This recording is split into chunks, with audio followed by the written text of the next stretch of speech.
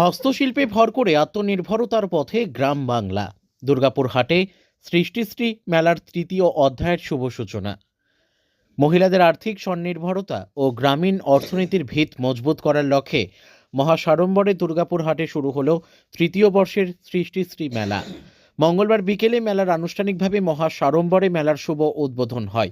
মেলা শুরুর আগেই রাজ্যের পঞ্চায়েত, গ্রামোন্নয়ন ও সমবায় মন্ত্রী প্রদীপ মজুমদার মুখ্যমন্ত্রীর স্বপ্নের পথশ্রী প্রকল্পের একটি স্টল উদ্বোধন করেন এবং মেলা পরিদর্শন করে যান।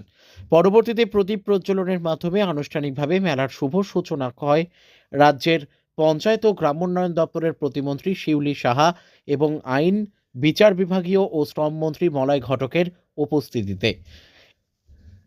এছাড়াও এই দিনের অনুষ্ঠানে উপস্থিত ছিলেন আসানসোল দুর্গাপুর উন্নয়ন পর্ষদের চেয়ারম্যান কবি দত্ত, জেলা তৃণমূল সভাপতি তথা পাণ্ডবেশ্বরের বিধায়ক নরেন্দ্রনাথ চক্রবর্তী, দুর্গাপুর নগর নিগমের চেয়ারপারসন অনিন্দিতা মুখোপাধ্যায়, দুর্গাপুরের মহকুমা শাসক সুমন বিশ্বাস সহ প্রশাসনিক ও রাজনৈতিক মহলের বিশিষ্ট ব্যক্তিবর্গ। উল্লেখ্য, তৃতীয় বর্ষে পদার্পণ করা এই সৃষ্টিশ্রী মেলা চলবে টানা 10 দিন। রাজ্যের বিভিন্ন জেলা থেকে আগত স্বনির্ভর গোষ্ঠীর মহিলারা তাদের নিজস্ব হস্তশিল্প, খাদ্য সামগ্রী ও গ্রামীণ পণ্যের সম্ভার নিয়ে অংশ নিয়েছেন।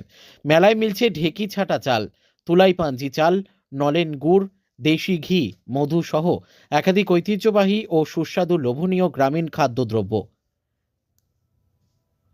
যা মেলায় আগত দর্শকদের বিশেষ আকর্ষণ হয়ে উঠবে বলেই আশাবাদী আয়োজকরা।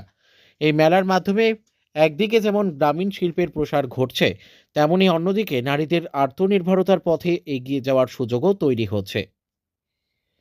দুর্গাপুর থেকে বিধানচন্দ্র গাঙ্গুলির রিপোর্ট, বিগ নিউজ বাংলা।